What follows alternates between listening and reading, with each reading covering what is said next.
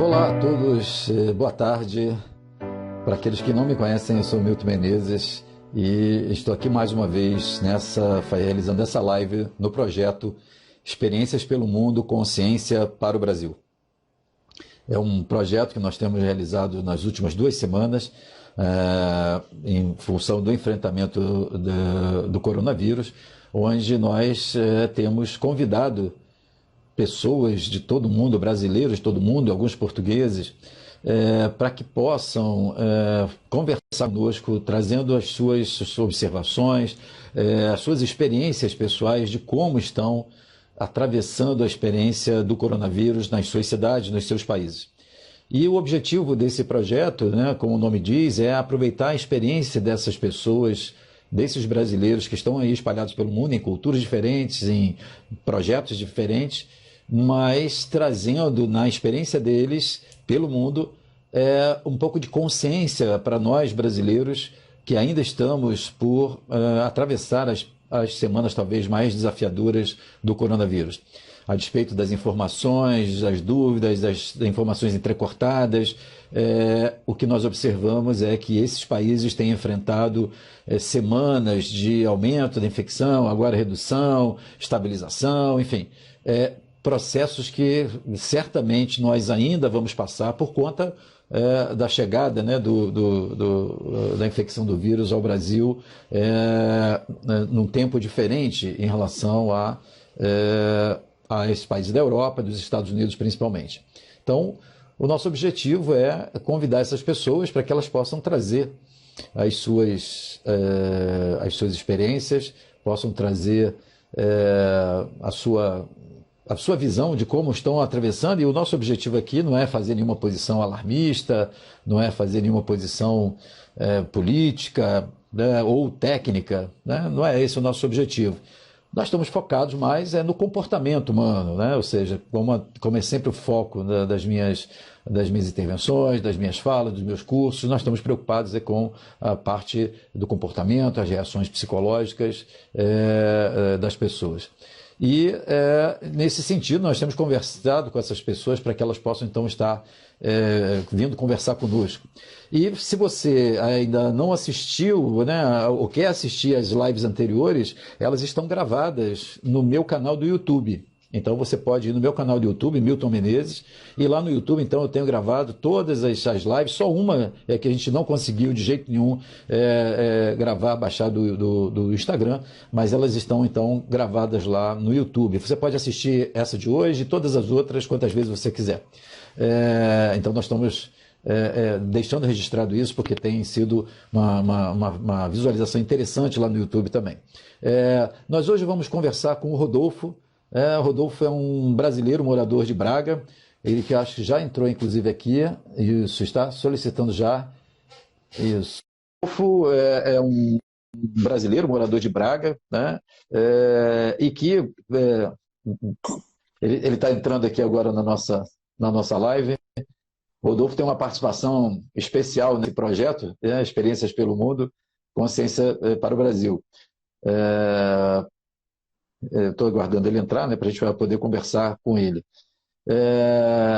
E aí, bom, é isso que a gente está falando. Nosso objetivo aqui é poder trazer como que esses brasileiros estão resolvendo seus problemas, as suas dificuldades, o medo, a solidão, a logística do dia a dia nesse momento de isolamento, principalmente na Europa, em Portugal, né, onde o Rodolfo está particularmente, onde as medidas estão sendo não só severas, porque elas não têm esse caráter de serem severas, mas são muito restritivas, e uma adesão muito grande da população, né? Isso me chamou muita atenção lá, né, em Portugal, não só conversando com o Rodolfo, mas, por exemplo, conversando com o Alberto Lopes nessa semana, que é um português que nós temos uma parceria em Portugal, onde eu vou dar cursos lá no Porto, né? Esse ano, infelizmente, os cursos estão adiados aqui para novembro, em função das restrições, mas uma coisa que chamou muita atenção no relato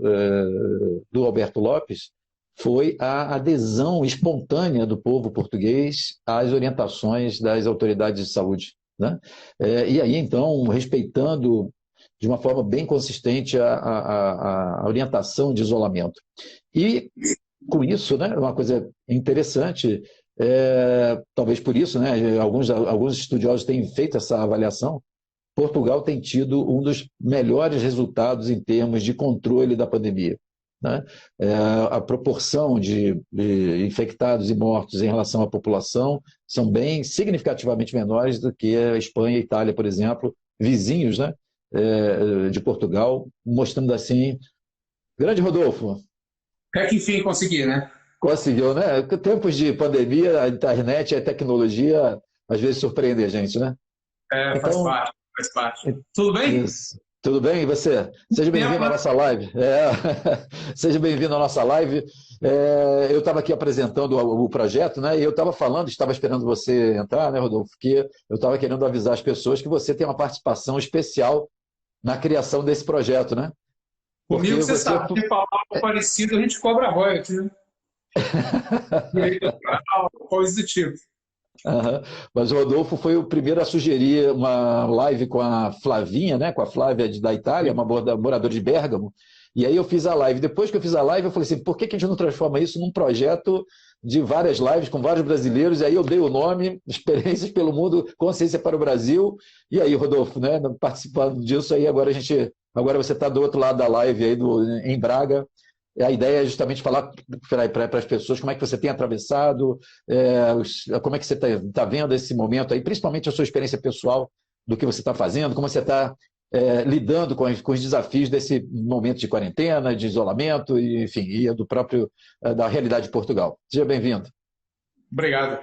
A vantagem da gente se conhecer é que você sabe mais ou menos a minha história aqui, tanto quanto a atípica, né? Aham. E esse atípico chega a ser um pouco estranho. Então a gente vai tentar levar para outro lado. Eu Isso, diga. e diferente que eu sou sozinho aqui, né? Minha família está toda no Brasil. Então as angústias passam por dois caminhos. Um é monitorando o pessoal no Brasil e outro cuidando de mim mesmo aqui. E monitorando o pessoal no Brasil, que a Lídia, que você também conhece, ela logo no iniciozinho ela caiu pelo Covid, Aham. grávida. Então, assim, cheio de indefinições. E ali chegou a ser um pouco Maquiavel, né? Foi para falar para ela o seguinte: olha, Lídia, é melhor cair no início do que cair no final, no meio. Pelo menos agora tem leito.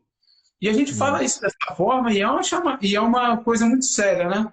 Aqui em Portugal, isso é algo muito positivo. Não aconteceu, não houve a ruptura do serviço de saúde.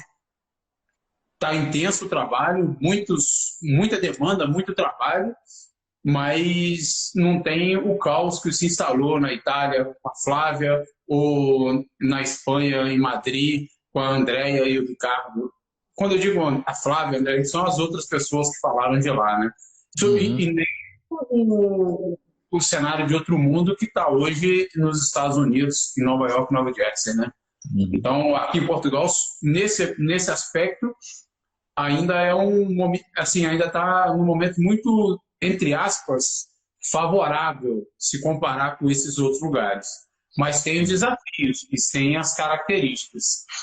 Está num momento favorável, usando o termo que você usa, esse convite a uma análise sistêmica, né? Que você usa Uhum. bastante, né, enquanto sociedade. Então, estando nesse momento favorável, aí a gente se coloca numa posição diferente. Se está num momento menos grave para o nosso lado, o que a gente pode fazer para tirar um proveito maior nesse momento único? Que é uma coisa certa, daqui a 30, 40 anos eu quero contar isso para os meus filhos ou para os meus netos, como é que foi esse processo. Inclusive Uhum. aquele diário está saindo, estamos levando.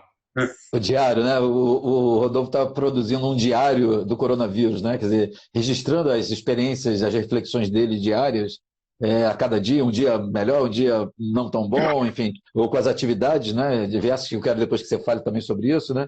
Mas esse diário, né? Que vai poder também registrar depois com um registro interessante sobre o seu percurso aí durante o coronavírus. Só para explicar às pessoas, né? A Lídia é a irmã do Rodolfo e ela ficou grávida, né? Depois por muita felicidade da família, ela ficou grávida, mas aí se viu testada positivo para o coronavírus, e aí, é claro, imagine, né? A gente ontem, né, acho que você acompanhou, né, nós tivemos lá a Talua, lá da Áustria, que também grávida de 7 meses, e aí é uma experiência diferente para a mulher, que além de estar grávida, com toda essa situação, no caso da Lídia, testou positivo, né? Então por isso que aí a angústia da família, né? E a Lídia é agitada, né? Então, Lídia, minha filha, o que você arrumou aí? Mas, graças a Deus, foi até o processo de convalescência dela foi quase que inexistente. Ela ficou com os sintomas 2, 3 dias ela não faz... E, assim, abrandou muito rápido. E por ela não fazer parte do grupo de risco, né? Originalmente não está dentro desse grupo de risco, fica numa situação mais controlada. Agora, a gente, na nossa família, tem a minha avó, né? A minha avó faz parte do grupo de risco clássico, entendeu? Idosa, com uma série de doenças, então tem uma comorbidade muito alta e ali a gente tem que tomar um cuidado redobrado. E eu digo isso fazendo referência ao Brasil, porque aqui eu literalmente sou sozinho. Inclusive nas minhas atividades extras domésticas, que foi impactada, mas não foi grandiosamente impactada, isso é um ponto positivo. Entendeu? Isso é um ponto positivo. Trabalho com construção civil, então eu tenho como conduzir o processo de construção civil, da construção civil.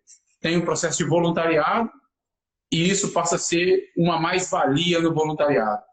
E tem um processo relacionado à minha religião espírita, né? E isso passa a ser uma mais-valia nesse momento.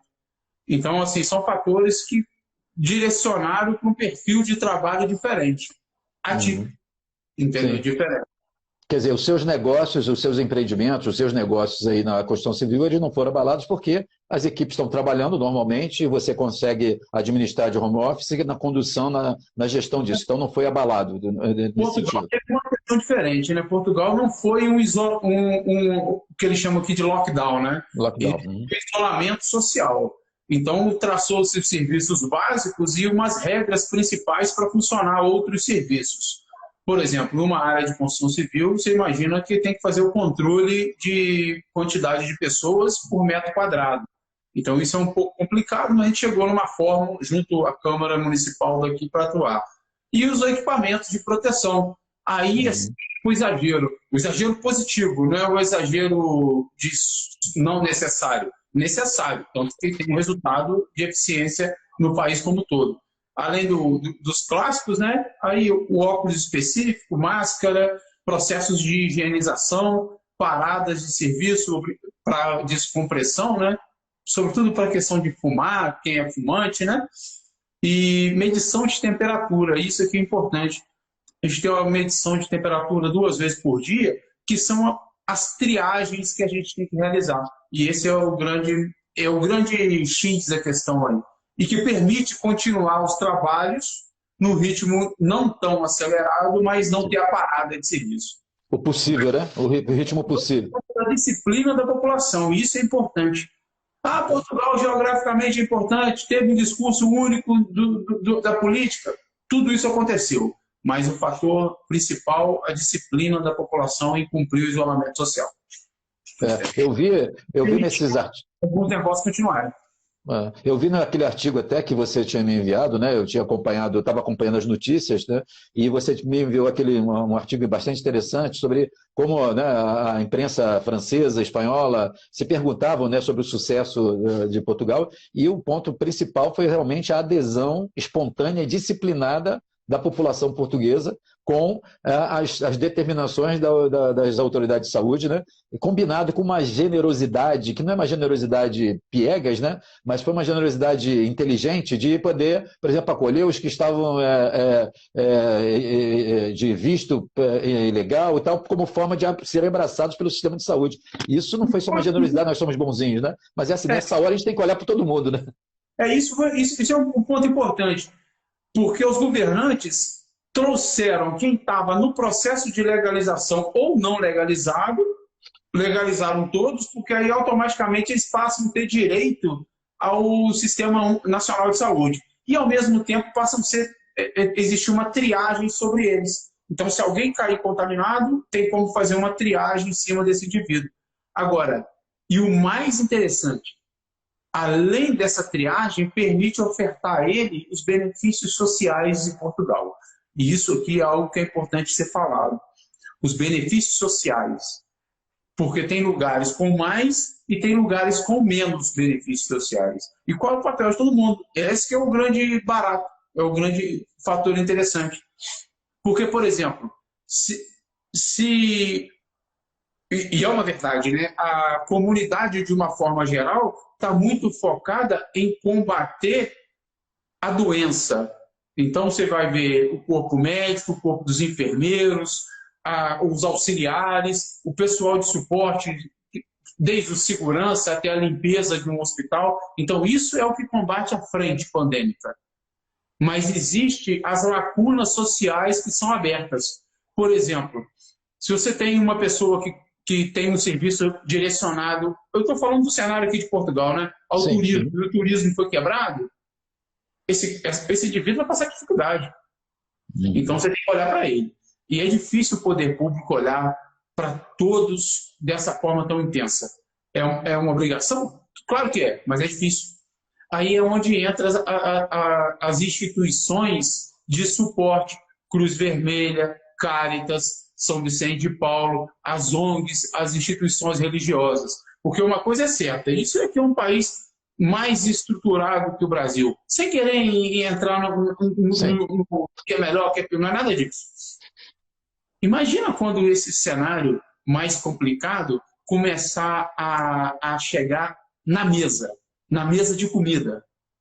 E ele tem que ser relevante. Então, o importante é a gente, enquanto vivente desse processo, começar a gerar um processo empático para essas dificuldades. Essas dificuldades que nos servem.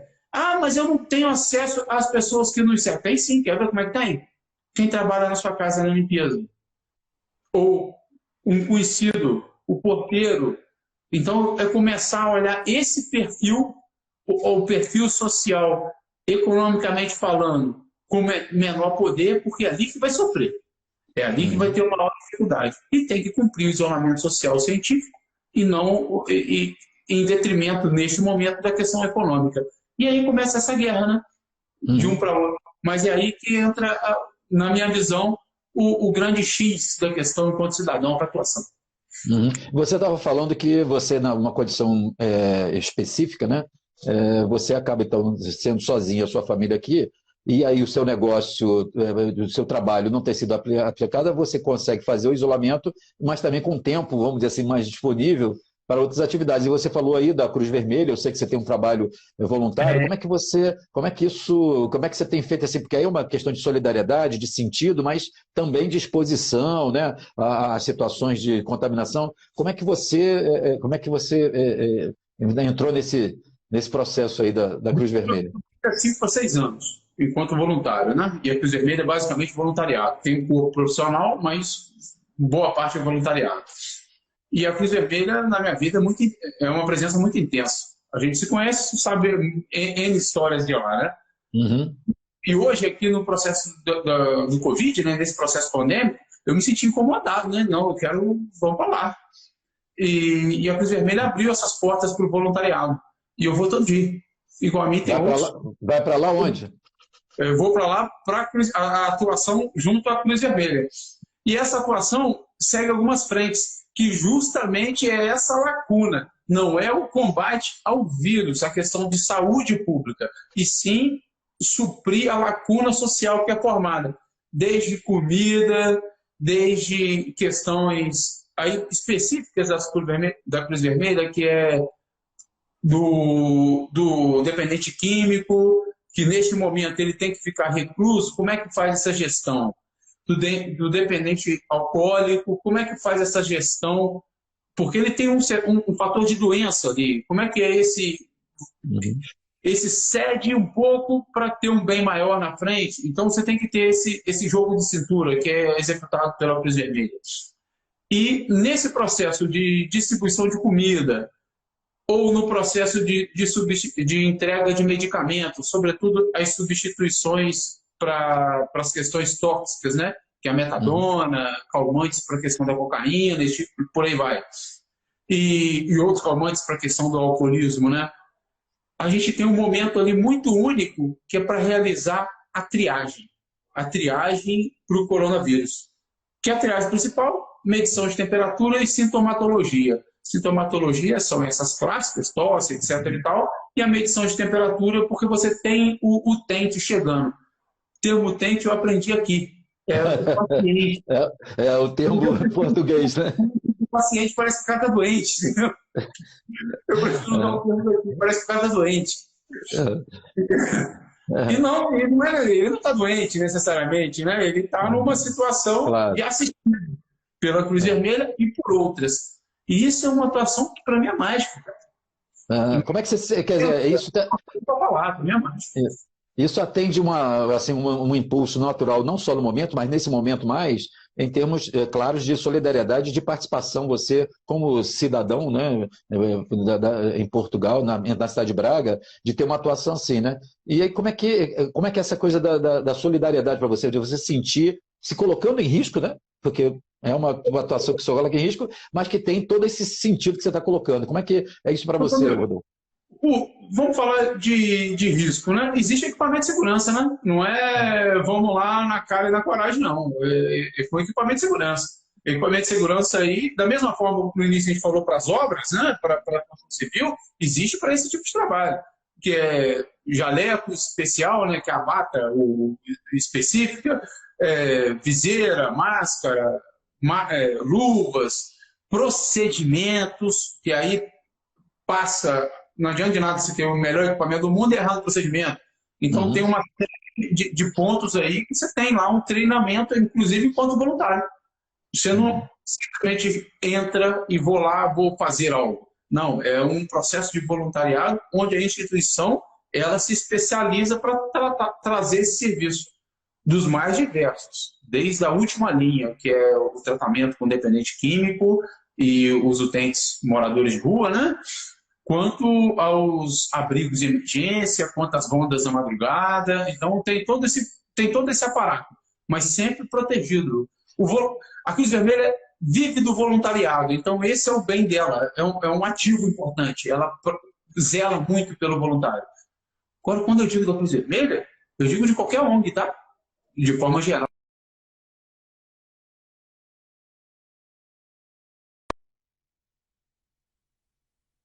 Muito interessante mesmo. Além de realizado, eu me sinto muito seguro, não tem essa questão. E não tem muito esse sentimento de segurança real, digno, não traz muita questão vírus, contágio para a conversa.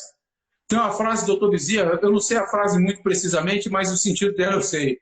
Quando se discute muito filantropia ou caridade ou qualquer beneficência, quando se discute muito esse tipo de ação, ela acaba chegando atrasada. Tem um delay, né? É um delay entre o discurso e a reflexão e a ação, né? Mas como é que o Rodolfo se sente? O Rodolfo, como é que se sente lá seguro, protegido, numa instituição, né, estruturada e mundialmente reconhecida como Cruz Vermelha, mas lá, fazendo um trabalho de solidariedade, de voluntariado, num país que não é o seu, mas que você adotou como, né, país de realização dos seus projetos, né, pessoais, profissionais, lá lidando com isso. Como é que você tem se sentido nesse movimento de solidariedade num momento como esse? Eu já comentei extra aqui, quem é o grande beneficiado lá não é o assistido, não, tá? Isso é ingenuidade de quem faz voluntário. Então, o maior beneficiado lá é o voluntário, não é o assistido, não. Porque o assistido ele vai ser assistido com esse voluntário ou com outro. O maior beneficiado é o voluntário, quem está lá trabalhando. Esse aí é o maior beneficiado, esse aí que recebe todo o benefício. O outro lá recebe uma pontinha daquilo que você entrega, mas os processos da instituição iriam garantir que ele receberia isso, entendeu? Agora, isso me cumpre a mim e a outros, então cumpre uma sensação de dever cumprido. Isso é muito bom. Isso é muito bom. Eu vejo muitos profissionais de saúde que me transmitem isso. O Ivo, por exemplo, falou que tem lá o risco associado, claro que tem, mas tem para toda profissão, entendeu? E da mesma forma que tem um risco associado, tem os mecanismos de controle específicos. Então, de um lado e tem o outro, né? Mas aquela sensação de dever cumprido, isso aí não tem preço. E aquilo que ele disse para você, isso não tem preço. É muito bom. E o que você tem visto mais, assim, lidando aí com a realidade do povo português, assim, que você tem visto que é o maior desafio? Quer dizer, o pessoal fica mais com medo, é por conta da preocupação econômica? O que você tem visto aí que... Hoje a gente já está numa fase alguns dias adiantado no Brasil, né? Só um parênteses, né? Eu entendo que é muito fácil falar de isolamento social quando se tem um Estado presente para suporte econômico ou quando você tem sua vida resolvida. É muito, entre aspas, fácil. Mas chamando a atenção, eu tenho um outro lado, eu tenho uma mãe que é empresária. E viu o break-even financeiro dela chegando muito rapidamente. Então, essa angústia faz parte do meu dia a dia. Entendeu? Apesar de não vivê-la em mim, por estar em outro país, mas faz parte do meu dia a dia. Mas o que acontece? Hoje aqui, Portugal vive também, né, em grande parte, sobre o turismo. E o turismo traz uma série de fatores. Traz restaurante, traz empresas que vivem para o turismo, alojamentos locais, que seria aí o nome técnico daqui para Airbnb, né? Então, assim, tem isso tudo que foi para o espaço. Pulverizou, né? Pulverizou. O termo é esse, parou. Então, se você tem um desses empresários ou profissionais dessa área, você tem um problemão. É fato, você tem um problemão. Problemão mesmo. Porque até voltar, isso vai ter um ritmo de aceleração. Então, nesse contexto, é preocupante. E nesse modelo, o que o governo fez? Tirou as taxas, refinanciou aquisições de imóveis, refinanciou impostos, enfim, no que tange, no que era possível para o governo, ele jogou para frente o recebimento desses valores, o vencimento desses valores, sem imputar juros, claro. E para o empresário pequeno que tem dia a dia, né, por exemplo, folha de pagamento, esse tipo de coisa, o governo topou pagar um percentual do salário dos funcionários utilizando o viés da segurança social, que é muito semelhante ao INSS no Brasil. Então, o funcionário sofreu pouco desde que ele tivesse regularizado. Sofreu pouco, não, minto. Sofreu menos. Porque esse paripasso, né? Um percentual para o empregador e um percentual o governo assumiu. Agora, as linhas de crédito também estão existindo de forma mais simples e se você preenche os requisitos, os créditos bancários estão favoráveis. Aqui, historicamente, tem um juro muito pequeno, se comparado ao Brasil, né? Eu brinco com a minha mãe que financiamento bancário aqui para imóvel, o juro é negativo, isso não existe.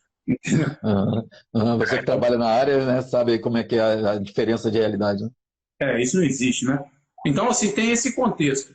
Agora, o desafio é tão grande quanto quando retomar a operação, né? Retomar a vida normal, porque aí a gente vai ter dois riscos, né? Hoje tem uma contenção do número de casos porque está todo mundo em isolamento social. E como é que vai ser a retomada? Como é que vai o restaurante vai reabrir? Exemplo, tem lá 50 mesas. Como é que vai ser? Como é que vai controlar o cozinheiro, a pessoa que serve, a conta e o cliente? Porque não é só colocar um número de mesas menor, reduzido. Também tem que ver a política ali dentro. Como é que vão ser as questões de segurança sanitárias? Então, isso tudo, existem normas para realizar o processo. Então, esse vai ser o desafio. Porque aí, nesse momento, todos voltam a circular, tem a questão do problema dos novos contágios, né? Então, tem esse cenário. Aqui tem um outro cenário muito relevante, doutor Milton, que são o cenário dos idosos, né? Aí, né, é um país muito idoso, né? Tem muitos idosos, né? O mais idoso de todos é a Itália, né? Mas aqui está nesse... Tipo assim, estão competindo. Então, a gente tem casos aqui de lar de idosos ou asilos, né? Que teve grande processo de infecção, grande contágio, né? Então, isso é um fator de risco real, sério. Esse é um problema. Agora, a solidariedade do povo português, que você comentou no início, é grande em vários aspectos. Muitos geraram um processo de internação conjunta. O que eu quero dizer com isso? O profissional que toma conta, que trabalha no lar dos idosos, entraram e estão realizando o processo de quarentena junto com os pacientes, entendeu? Junto com o assistido. Isso, no meu ponto de vista, é uma grandiosidade bacana. Atua naquele lado sistêmico que a gente sempre fala, né, que você sempre fala. O que isso quer dizer de forma sistêmica dentro da sociedade. E isso aí é um novo perfil vindo à tona. E isso me agrada, me deixa muito feliz, apesar de ter acontecido com a Gel. E é até estranho falar feliz, eu moro próximo do hospital, né? Chega do hospital. E eu vejo as ambulâncias passando, né? Bom, moro próximo do Hospital Braga, pequenininho. Então eu vejo as ambulâncias aqui passando, os carros passando. E por estar envolvido com isso mais diretamente, né, a gente sabe qual é a ambulância que é específica para o Covid, qual que é o uso geral, né? E é quase assim, 90% é para Covid e 10% um pouquinho para geral, para o uso, problemas gerais. Então falar que nos deixa tranquilo, etc., isso é uma forma amena, né? Porque, usando um português muito claro, na luta lá no hospital é muito intensa. É muito intensa. Com a vantagem de não ter tido a ruptura do sistema de saúde. Mas o paciente que está lá dentro, ele está brigando pela própria vida. É reconhecido. E ninguém brinca com isso. Nem pode, né? Não, seria desumano, desonesto com o processo todo. Desonesto. Quase que anti-humano, né? Quase que anti-humano, né? E como é que você se sente quando exemplo, próximo do hospital e vendo, sabe, conhecendo a realidade, como você está falando para a gente, você conhece vários nuances mais até detalhadas da realidade, vendo isso, que as pessoas estão ali, os profissionais de saúde estão ali na luta, mesmo não tendo esse colapso, né? Ainda bem, mas a luta continua intensa para que não haja esse colapso, e você próximo aí vendo esse movimento. Como é que você se sente, Rodolfo? Doutor, o meu médico, eu tenho um problema de saúde, né? Que a gente já conversou, mas o meu médico é um dos que está à frente da emergência, o doutor Bruno. Eu que vai à televisão. Eu conheço ele extra relação médica, né? Porque Braga realmente é pequeno. E, ao mesmo tempo, é orgulho fazer parte, no sentido de estar aqui num país que tem uma estrutura robusta, mas, ao mesmo tempo, é muito entristecedor, né? Porque você vê muita gente ali brigando pela própria vida, entendeu? Agora, a minha percepção hoje ainda assim é reduzida, porque o meu dia é muito intenso. Essa questão da quarentena, isolamento social, é verdade, tem, mas é muito intenso. Mas é muito intenso mesmo. Além dessa questão da Cruz Vermelha, né? E a questão profissional, tem a questão do meu envolvimento religioso, né? Então, no sentido de produção de conteúdo, nesse aspecto. Então, e tem um lado filho, preocupado com os pais, mas não é tão longo. Então, assim, eu tenho um dia ocupado. Trabalho. A higiene, né? A higienização do espaço de moradia, né? Não, isso aí é uma... Fala um pouco pra gente aí, Rodolfo. Tem que aprender. Fala um pouco pra gente aí como é que é. Veja, eu sou filho de Sheila, e ser filho de Sheila tem algumas características. A minha mãe é uma militar e quase, entendeu? Ela tá ouvindo você. Não tá não. A minha mãe é militar e ela me pôs no processo. Ela rodou, eu te conheço, se você não colocar um processo, vai complicar. Então, eu acordo realmente cedo, entendeu? Faço aquilo tudo que todo mundo diz que tem que fazer. Por isso que eu falei, pode ser estranho, né? O tomar banho, se arrumar, blá, blá, blá. Mas tomar banho tem que botar no processo? Bom, você já viu casos que a pessoa está economizando esse processo. E é um efeito, tá? E é um efeito. Não é chacota, é um efeito.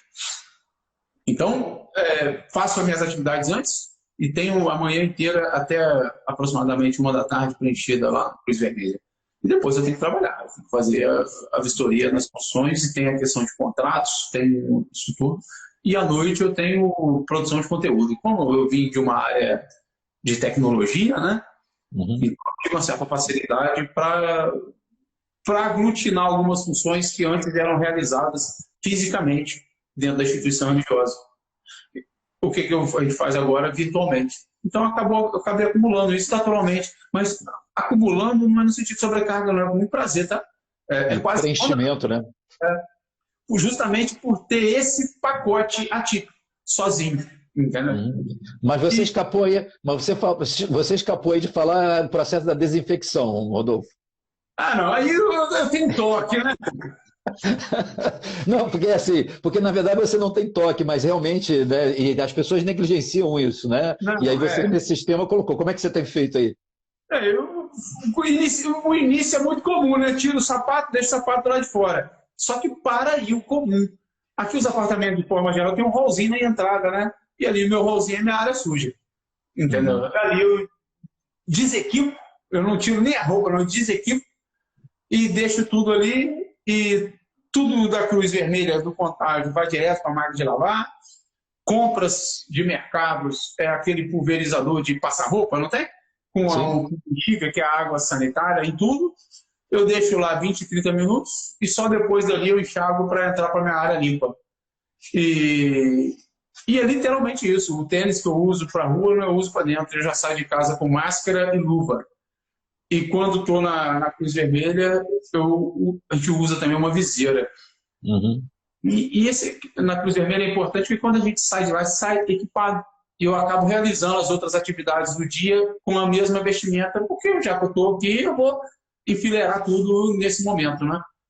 Assim, o meu processo doméstico de desinfecção é consciente. Sim. É consciente. E não é utópico, é simples. A única coisa de diferente é um spray com água sanitária e uma tampa que eu tenho lá, eu boto todas as coisas, compras e boto lá dentro. E isso é tão importante.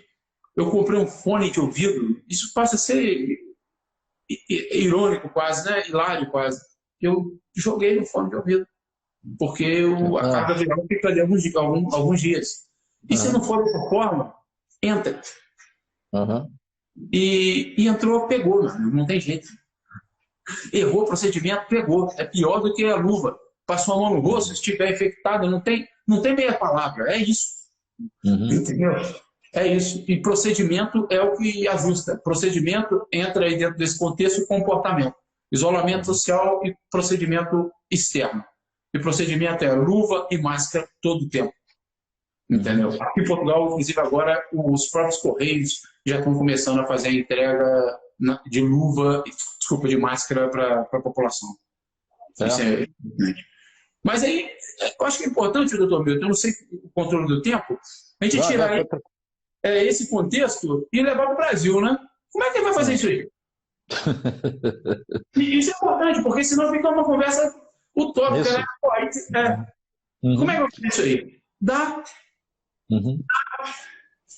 Você manter essa área limpa dentro de casa, dá. Difícil é fazer o isolamento de algum paciente em casa, se alguém teve o contato. Esse é o ponto que é difícil.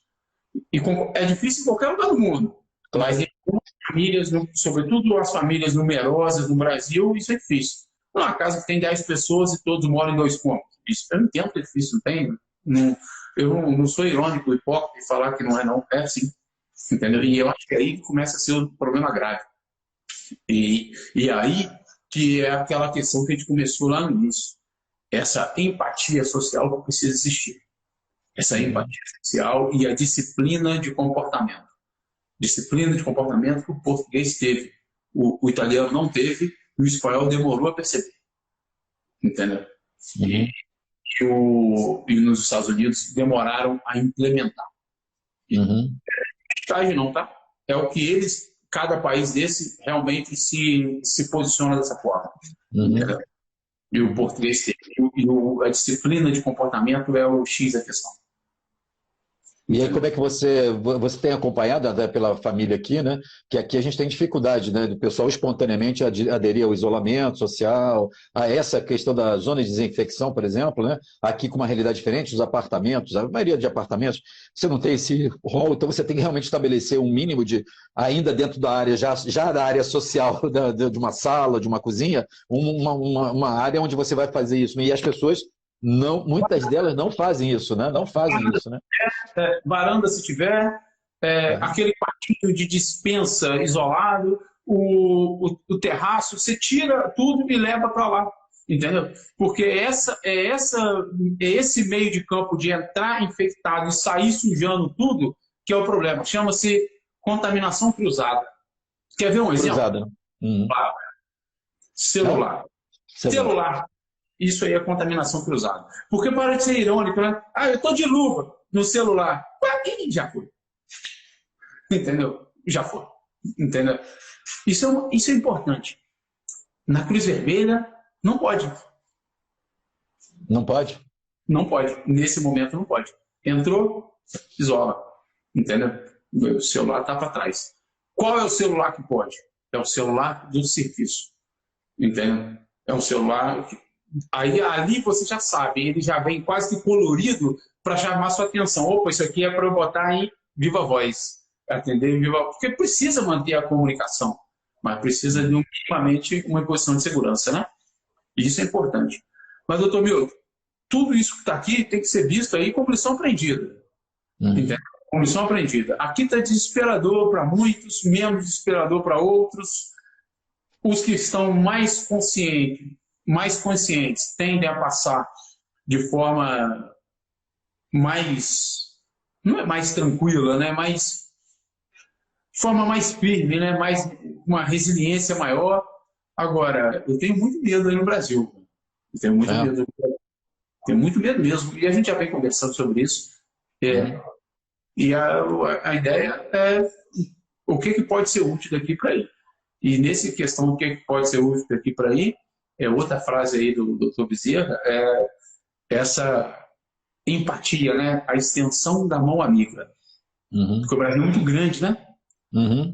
E, independente de qualquer coisa, tem as ineficiências e tem as eficiências. Essa cobertura social não dá para se esperar que seja feito somente pela instituição pública. O frigir dos ovos é isso. Entendeu? A sociedade vai ter que se ajudar. E que é um modelo sistêmico, né? E é isso o grande aprendizado na minha visão. Eu não sei, eu não posso dizer, assim, afirmar algumas coisas, porque é muito feeling, né? Aqui tem. Aqui tem. Facilitado por uma presença do Estado útil. Um Estado útil. Independente dos problemas. Que problema tem? É a mesma coisa. Só pode ter mais ou menos em alguma ponta, mas é tudo gente. Entendeu? Aqui tem os mesmos problemas do Brasil, mais ou menos em uma área, menos em outra, enfim. Mas aqui tem esse envolvimento pessoa. E é isso que... E quando a gente diz disciplina não é só uma imposição. Eu vou fazer porque eu sei que não. Eu vou fazer porque eu entendo que se eu fizer errado, eu posso até me prejudicar, porque eu sou um garotão lá de 30 anos. Mas eu posso prejudicar o meu vizinho. A minha vizinha de porta aqui de frente, ela está no tratamento oncológico, fazendo quimioterapia. Imagina! Ela naturalmente já está com o sistema imunitário dela deprimido. Entendeu? Então, esse é o cenário. Quando é o indivíduo entender que a ação dele impacta nele, claro, mas impacta no outro. E ao fazer isso e pôr disciplina no outro, por conta do outro também, naturalmente as coisas começam a se ajustar, a melhorar. Mais ou menos rápido, vai variar de cenário para cenário. Mas eu repito, eu entendo que é muito difícil para aquele indivíduo que depende do SUS, tem 10 morando na sala. Entendo completamente. Entendo não. Sei. Porque esse entendimento passa por sabedoria. Eu sei a informação. Entendeu? É a constatação, então, né? Eu não, o gosto dessa angústia eu não tenho. Graças a Deus, não estou. Mas conheço que é angustiante. E eu acho que é por aí. Então, quando a sociedade, de uma forma geral, entender que eu preciso cuidar de mim e do outro, aí sim. E sem hipocrisia, né? Sem a hipocrisia, sem falar que. Sem ser bonzinho, porque não é para ser bonzinho, não é nada disso. Tem uma outra frase, né? Que é, como é que é? Se o homem soubesse o quão bom é ser homem de bem, ou seja, ter essa preocupação com o outro, ele seria assim por egoísmo. Entendeu? Egoístamente falando, é mais interessante assim, porque acaba melhorando o meu lado. É útil, né? É uma visão útil, utilitarista, né? Assim, no mínimo utilitarista, né? Porque isso o mínimo é bom. Mesmo, né? Por exemplo, eu tenho o meu sócio do Brasil, né, do Rio, né? E a gente estava conversando dias atrás e ele explicou, pô, lá no Rio de Janeiro tem algumas comunidades que os próprios, esse governo paralelo, né, seja milícia, traficante, seja contratou médico. É irônico. Paradoxo, é irônico, né? Mas está errado? Eu não sei responder. É irônico. Entendeu? E isso é importante. Então, as pessoas é isso. E esse é o grande recado. É o flagelo social trazendo, vindo à tona. Claro que para um grupo social muito pior, muito mais sério do que para outros. Entendeu? Não tem dúvida. Mas não tenha dúvida mesmo. Mas você acha, pelo que você está falando, então, na sua visão, assim, esse tem sido o grande aprendizado. Quer dizer, o que está trazendo é realmente um aprendizado na veia, né? Independente de qualquer concepção filosófica de vida, né? As pessoas estão sendo obrigadas a ver essa realidade na sua porta, né? Você ou cuida para cuidar de si, cuidar do outro, porque senão não adianta cuidar só de si. Você sabe disso, eu tenho falado muito sobre isso, né? A questão de você precisa pensar na floresta, mas você cuida da sua árvore, né?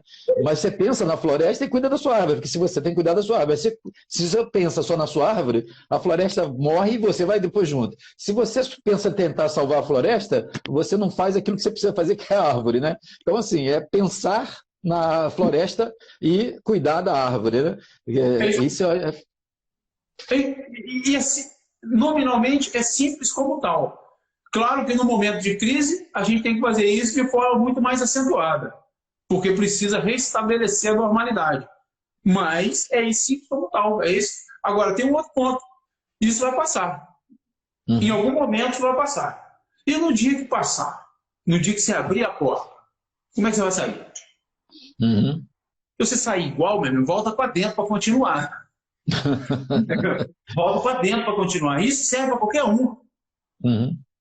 Entendeu? Volta para dentro, porque você não fez a proposta.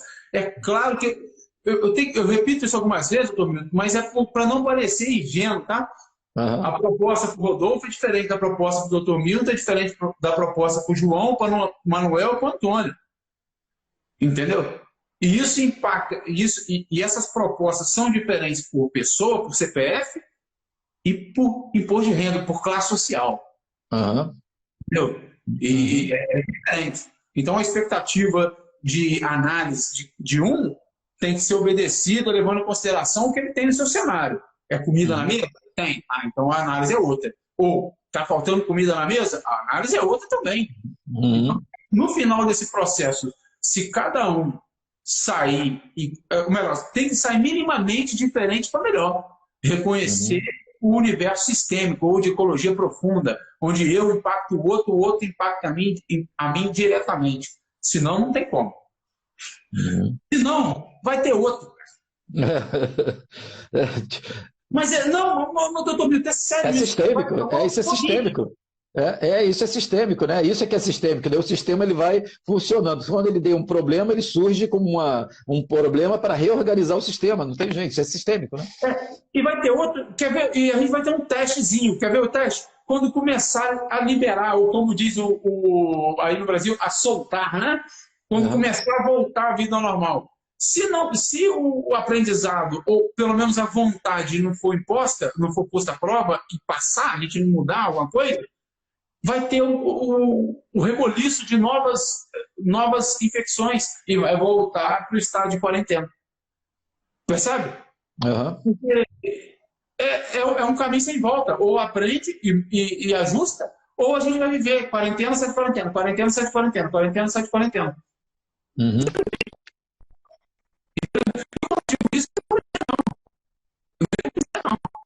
Nós, nós estamos com um probleminha de conexão aí, né, com o Rodolfo. Rodolfo? É, nós, Rodolfo? Rodolfo? Nós estamos com um pouco de problema de conexão com o Rodolfo, da internet dele, lá que deu uma oscilada, né? Vamos aguardar aí o retorno dele.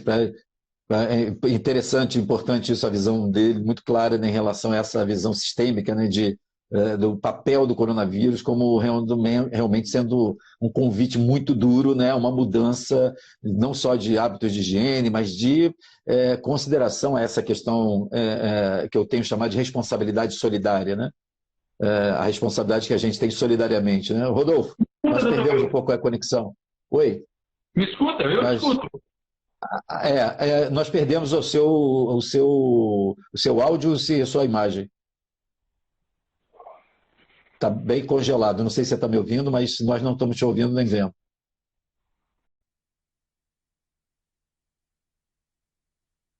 É, é, Vamos ver se a gente consegue convidar novamente aqui o Rodolfo para que ele possa concluir aí, para a gente ir terminando a nossa participação.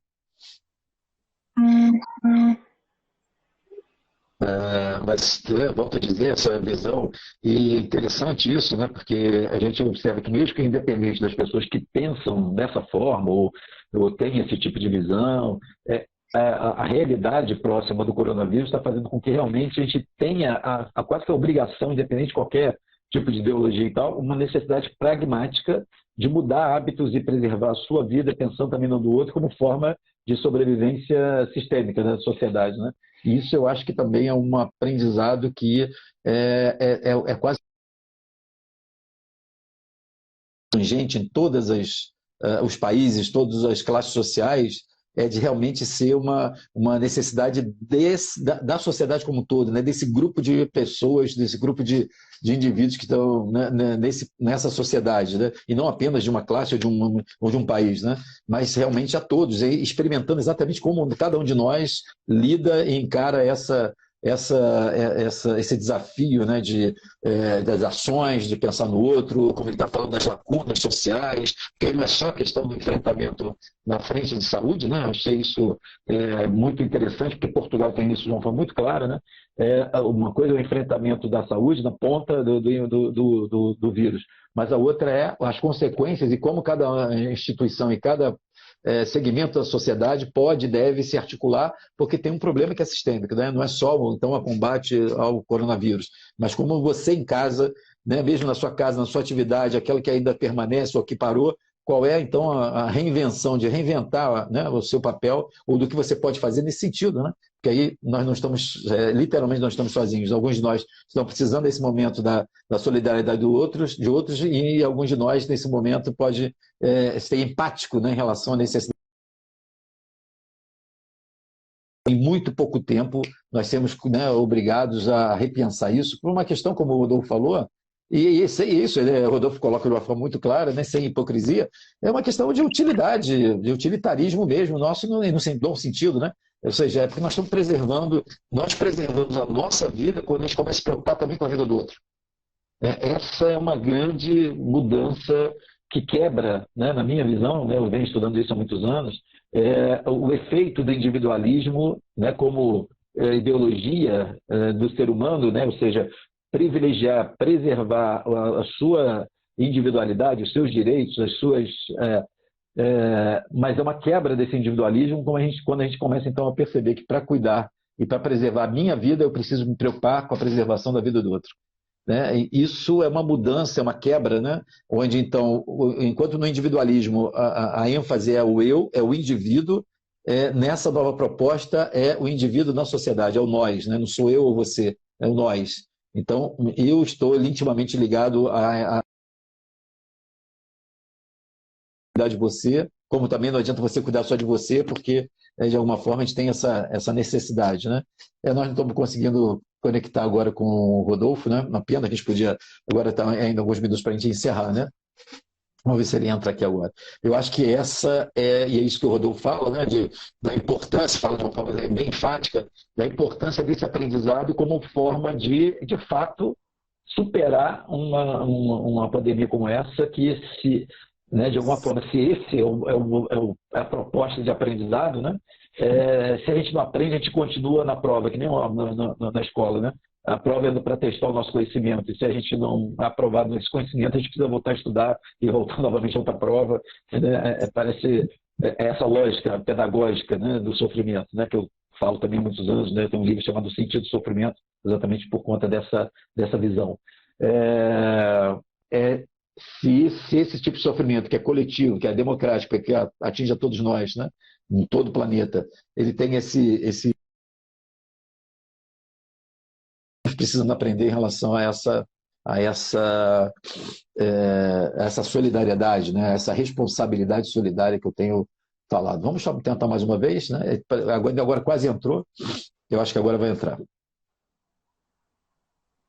Vamos ver se o Rodolfo entra para a gente poder então encerrar. Então eu quero dizer para você, né, vou aproveitando aqui para a gente aproveitar esse tempo, você pode assistir essa live depois você voltar a assistir, ela fica no meu stories por 24 horas, no próprio Instagram, então você pode voltar a assistir, pode caminhar para os seus contatos, para que queiram assistir sobre esse tema, e você pode então também assistir todas as demais lives, as outras todas que a gente fez com o pessoal da Itália, da Espanha, de Portugal, Estados Unidos, Eslovênia, ontem da Áustria, enfim. Nós temos trazido várias participações, né, de como as pessoas estão lidando com essa experiência do coronavírus. E foi o que o Rodolfo falou, como nós estamos algumas semanas atrás dessas pessoas, é importante ver essa questão da experiência adquirida, né?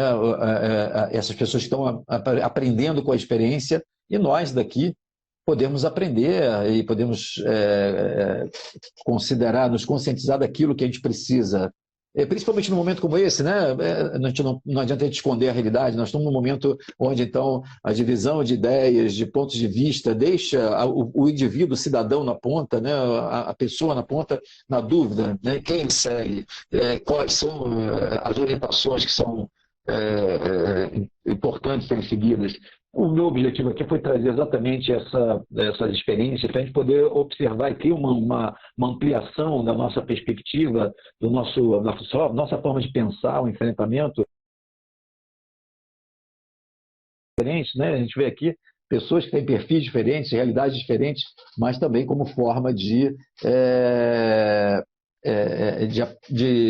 nos preparar, né? Cada um dentro do seu perfil. Mas nesse momento, principalmente, né, um momento que a gente passa no Brasil dessa dúvida em relação a muitas pessoas que se cumpre o isolamento social, o que faz, o que não faz, e a gente acabar desconectando talvez dos pontos principais para a gente estar alinhado, né, a esse caminho, a esse percurso que parece ser o mais adequado, não só para a preservação da nossa vida, mas para garantir que a vida da economia, do trabalho, da renda, mas também da sociedade, ela possa ser vista.